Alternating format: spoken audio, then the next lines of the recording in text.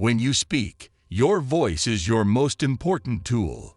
Fortunately, you can learn to use your voice like playing a musical instrument to increase your power and persuasiveness in any conversation or speech that you give. Unlock the art of conversation. Subscribe now to learn how to talk to anyone with confidence and charisma. Don't miss out. Start your journey today. All successful people are excellent communicators. In fact, the work at Harvard University on multiple intelligences concluded that social intelligence, the ability to interact well with others, is the highest paid and most respected intelligence in our society. So how do you communicate more effectively with others? Now, the first one is a profound communication principle that comes from the book The 4 Agreements by Don Miguel Ruiz. And if you haven't read that book, I highly recommend it. The first agreement he teaches in the book is to be impeccable with your word. What that means is to speak with integrity, which means to say what you mean and mean what you say. Now, as I just mentioned, words have the power to create or destroy, and a careless comment can alter a relationship forever. So it's a good idea to choose your words carefully and consider their impact before you put them out there in the world. So before you speak or write, I want you to ask yourself these 4 questions. Is it necessary? Is it true? Is it kind? And is it helpful? If you don't get yeses to those questions, then don't say it. You know, when you say frivolous, untrue, mean, or unhelpful things, it doesn't create a sense of trust or connection in the other person you're communicating with. And by the way, the same guideline also goes for the words you say to yourself. One of the things I observe is simply this: a lot of people are very careless with their language. I mean, the words you use either lift up your energy, the words you use either make you more creative, or the words you use deny your talents. The words you use could reduce your energy. I mean, words have destroyed nations. I mean, think about the great dictators. Their words of hatred, their words of toxicity, their words of breakdown caused the people around them to do sometimes incredibly terrifying acts. And then you look at people like Nelson Mandela or Martin Luther King Jr. or Mother Teresa. You look at the great business builders, you look at humanitarians, you look at a lot of the great artists, and they were so careful with their words, and their words lifted people up. And that's really what great leaders do. They use the language of leadership. You look at a victim, and they say things like, "This is a problem. I've got a problem right here," or "I'm really scared about this," or "I hate that client," or "I hate this work," or "I'm sick of this day," or "I'm exhausted," or "I don't like that," or "She never likes me." It's literally the language of toxicity. And the words you use really are like a context or a framework or a stained glass window on the way you see the world. I mean, here's a game-changing insight. You see the world not as it is. You see the world as you are. You see the world through a lens, and your language forms that lens of belief. And I see this everywhere. Someone very close to me, who was a little sloppy with her languaging, said, "Oh, I forgot to do this. It's not on my to-do list." I should punch myself in the face. If you say that every day, what's that doing to your self-esteem? If you say that over a lifetime, what's that doing to your self-identity? And as you know, your income is a function of your self-identity, and your performance is a reflection of your personal story, and the way you build your self-architecture, and the way you see yourself in the world is, in part, through your words. You're never going to rise any higher in terms of your impact in the world than the way you see yourself. If you see yourself as average, well, you're not going to read the books, go to the events, do the study, put in the training time, find the mentors, do the work to rise to world class, because you're running an interior psychological story that says you're average, and the A players are somehow different from you. If deep down inside, you're coming from scarcity and you think, you know what, I'll never have more than the salary that I'm making because of the story that you have through the words you've used, well, then you're not going to go out there and ask for the big order. You're not going to go start the big business. You're not going to read the books on financial mastery. Because deep inside, you would say, what would be the point? I'm not one of those people. And if you want to rewire your self-identity so you go out in the world and you're literally operating at legendary, then you absolutely must dial into this first point of what legendary leaders do in terms of the way they speak, which is get your precision of languaging right. Because, like I say, the great leaders, how do they transform humanity? It was through their words. How did the great military generals get their armies to go out there on fire? It was through their words. So calibrate your languaging. Sir, your words to yourself are world class, and also the words you use to your team, to your customers, to your loved ones, so incredibly important. If you look at the 95 card-carrying members of the cult of mediocrity, they're so sloppy with their languaging. Don't be silly. I hate that customer. This job is going to make me sick. And they repeat it over and over, and then they wonder why they have an illness 10 or 15 years down the road. And this leads me to the next communication skill that's probably the most critical skill for everyone on the planet to master, and that is the skill of effective listening. Now, the undeniable truth is that so many of us are terrible listeners. We pretend we're listening, but we're really just thinking about what we're going to say next. We're rehearsing. We're so worried about getting our point across, we pay very little attention to what the other person is trying to say. And there can never be effective communication without both parties being as focused on the listening part as they are on the speaking part. Because if you aren't really listening and responding to what the other person is actually saying, ultimately, all you're really doing is having a conversation with yourself. Now, here's an invaluable tip. Whenever you're having an important conversation, it could be with your spouse or your partner, with a child, with an employee or a customer, or someone on the other side of the political divide.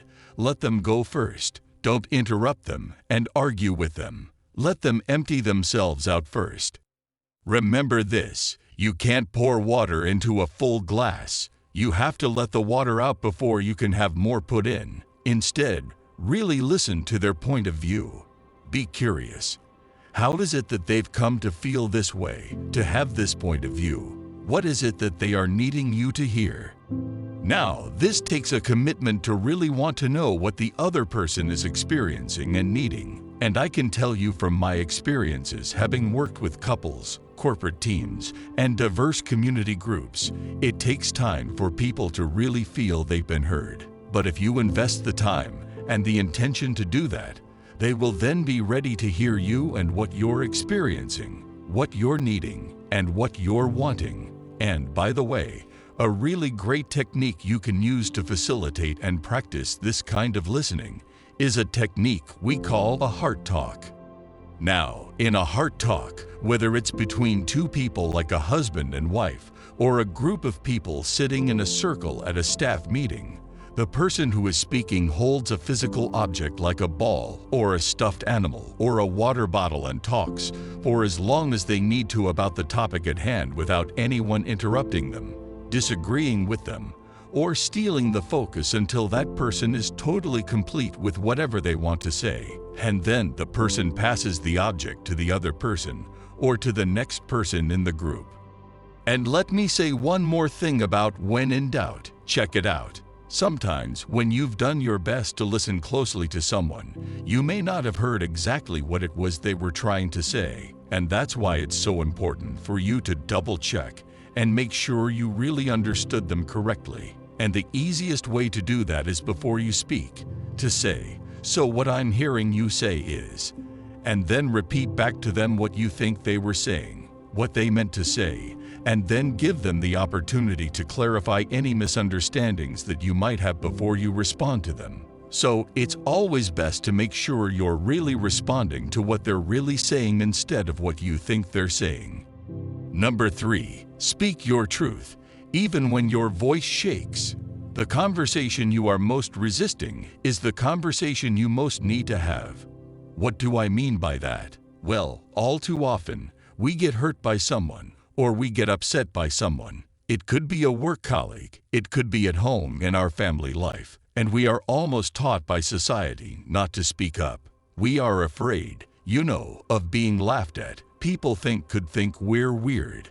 We could fail. And a lot of us, we think, well, we could lose the relationship and end up alone.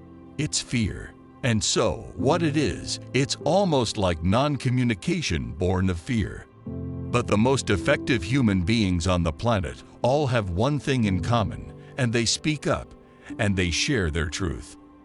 And the more you practice, again, the quality of your performance is all about the quality of your practice. And the more you actually practice speaking up when you know you want to speak up, the more you will actually step into your next level of power. And the more you actually betray yourself by not speaking up when maybe someone in a restaurant is serving you and they're not being polite, or maybe a client is being disrespectful, or maybe someone on the street is doing something that is dishonoring your humanity. Every single time you swallow what you most need to say, you actually lose power. You actually become more and more impotent as a human being. Because you know this. We give away our power to the things that we avoid, the hard talks. When you actually speak up, that's when you grow in power, and you actually not only grow in power, you build intimacy in the relationship. Just think about it. When you actually speak up with someone and you tell them how you're feeling, and you tell them what's most important to you, well, if it's the right relationship, one that's meant to be in your life, whether it's professional or personal, that is really a gateway into the other person having the permission to open up as well. And then you have two mature people talking about what's really most important versus sidestepping the truth. Remember this incredibly important brain tattoo. You can say whatever you want, so long as you say it with respect. If someone has been rude to you in a coffee shop, if your friend is late for dinner, and it's important to you that they're on time, well, if you lash out at them and say, "Why were you late? I'm angry," that's going to put them into attack mode, which is going to cause them to be defensive. But if you say to them, Johnny or Ravi, whatever their name is, if you say, thank you so much for joining me for dinner. Before we get started and enjoy this incredible meal, if I may, I'd just like to share something with deep respect. Punctuality is so important to me, and I've been waiting for you here for half an hour. Your time is valuable, and my time is valuable, and I'd be ever so grateful if, when we get together, you would respect my time, just like I want to respect your time. You've said it with respect. Look how powerful that is. And if it is a healthy person versus a toxic person, they're going to appreciate you being so truthful, and you're also going to teach them that punctuality matters. So, the second tactic is you can say whatever you want to a teammate, to an employee, to a customer, to a family member, so long as you say it with love and respect. Number 4, if you want to make yourself articulate, then not only should you read, but you should write down what you think. And one of the things that just blows me away about universities is that no one ever tells students why they should write something. It's like, well, you have to do this assignment. Well, why are you writing? Well, you need the grade. It's like, no, you need to learn to think, because thinking makes you act effectively in the world. Thinking makes you win the battles you undertake. And those could be battles for good things. If you can think and speak and write, you are absolutely deadly. Nothing can get in your way. So that's why you learn to write. It's like, when I can't believe that people aren't just told that, it's like, it's the most powerful weapon you can possibly provide someone with. And I know lots of people who've been staggeringly successful and watched them throughout my life. I mean, those people, you don't want to have an argument with them. They'll just slash you into pieces, and not in a malevolent way. It's like, if you're going to make your point, and they're going to make their point, you better have your points organized, because otherwise, you are going to look like and be an absolute idiot. You are not going to get anywhere.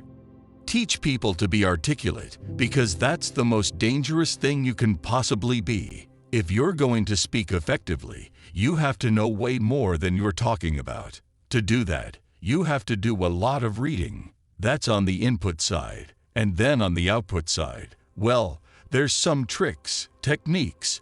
Let's say, if you're speaking in front of a group, you are not delivering a talk to a group. That's not what you're doing. The talk isn't a package thing that you present to a group. There isn't a group. There's a bunch of individuals, and you talk to them. So when I talk to a group, I always talk to people one at a time. And that makes it easier too, because you know how to talk to a person. It's like, can you talk to 1,000 people? Well, probably not, because it's too intimidating. But there isn't 1,000 people there. There's 1,000 individuals. And so, you just look at an individual and you say something, and you can tell if they're engaged, if they look confused, or they look interested, or they look angry, or they look bored, and they give you feedback about how you're doing.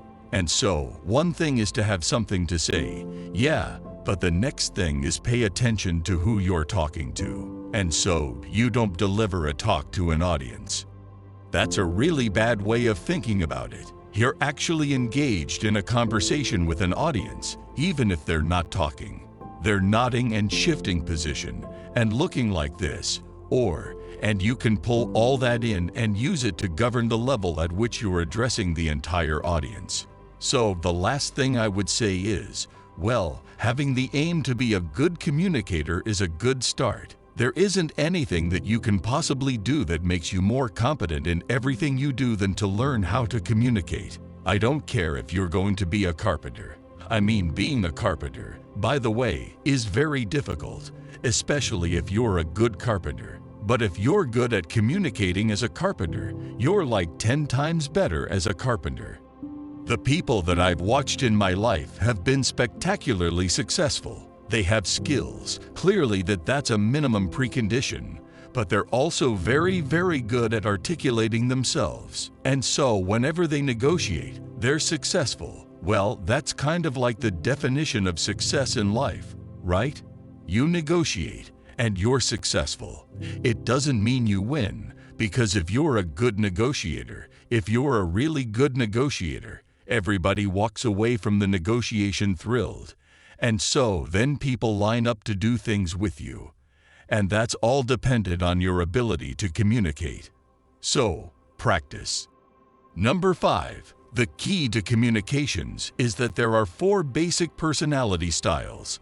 The first is what we call relators. The relator is very high on people orientation and indirect. They are quiet, self-contained, not particularly expressive. They're sensitive, people-oriented, and concerned about other people's opinions. If you're communicating with this person, they require slow, low-key, easygoing, friendly, almost warm and fuzzy communication. So if you're dealing with relators, you have to go slow and you have to be patient. You can't be pushy because they like time to make decisions and they need time to talk to other people. Their greatest concern in life is, let's get along. Let's all be friends. Relators tend to gravitate toward fields where relating to other people is most effective. So you find relators in fields like nursing, social services, counselors, where they relate to other people. Now, the next type of person is the analyzer. The analyzer is indirect and self-contained but very task-oriented. This is the kind of person who's not so much concerned about people, but more concerned about doing the job, and is more inward-directed. This type of person, at the extreme, can be an uncommunicative bureaucrat, very meticulous and picky about every detail. Their primary concern is, Let's be accurate. They only feel comfortable when the numbers and the details are correct. Now, where do you think they'll gravitate to in terms of work? Well, they'll gravitate toward accounting, computers, engineering, bookkeeping, computer programming. When you're dealing with an analyzer, concentrate on giving them lots of detail because this is what makes them comfortable with a decision. Now, the third type of person is what we call the director. The director, these people are bottom-line oriented and patient. They make quick decisions and they don't need a lot of detail. They're most concerned with, let's get results, get to the bottom line, cut to the chase. The fourth type of personality is what we call the socializer, and sometimes they're called expressives. They have to express themselves a lot. The socializer is outgoing, direct, voluble, and very people-oriented. This person's primary motivation is achievement, and achievement with and through other people. They like to talk about achievement. What are you doing? How did you do it? How did it work? Let me tell you what I did and how it worked for me. Many times, they become managers or executives because they have highly integrated personalities. They're very concerned about results, but they're also concerned about people. Now, everybody you meet is in one of these four quadrants or groups. The mistake that most people make is that they treat everyone as if they were just the same as they were. However, no matter which style of communicator you are, 3/4 of the people you meet are something else. Now, there's no right or wrong, better or worse style. These are almost born into people. You can see them in children from an early age. However, your job in asking questions and listening to people is to find out which style they are, and then to practice personality flexibility so that you can get along with a greater number of different types of people.